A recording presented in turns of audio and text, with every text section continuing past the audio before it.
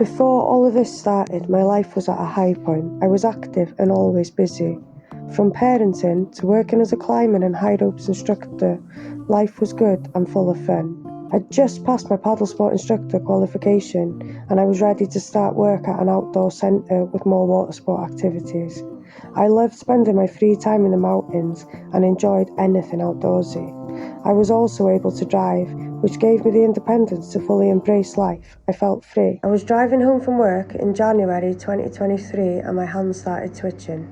And it was awkward to hold the steering wheel. By the time I got home, I couldn't lift my phone, and by the next morning, my fingers had curled into a fist. I went to hospital where they said I had high antibodies for CREST syndrome, an autoimmune condition, but I was later found not to have it. Lyme disease is known to mimic other conditions, which complicated my diagnosis. 2 months later, my condition worsened. I developed blepharospasm, causing my eyes to close involuntarily, and I lost the ability to walk or move my legs. I was first diagnosed with functional neurological disorder and sent home with no further treatment options. Later on, I remembered photos I'd taken of a bullseye rash I had in the summer of 2022 that I was given steroid cream for. But it wasn't until August 2023 that I connected it to my symptoms.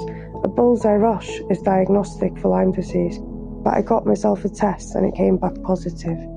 I travelled to Ireland where I was clinically diagnosed with Lyme disease in November. I'd done another test from a lab in Germany, which showed I had active chronic infection and chronic immune suppression. I started private treatment, which led to noticeable improvements, but I had to stop treatment because of cost and my symptoms came back.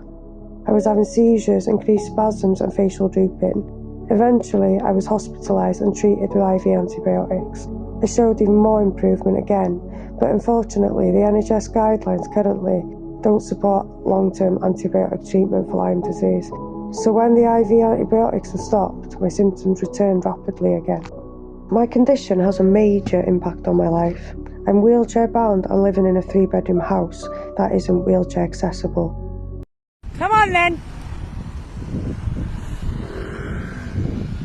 Don't crush me.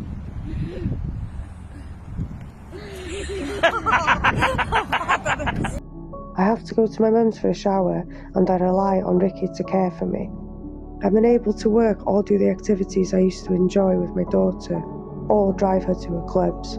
I can't just jump in the car and go and do my day-to-day things. It's all changed, which has been very challenging. I'm moving to a bungalow soon, which will help. I'll have more independence.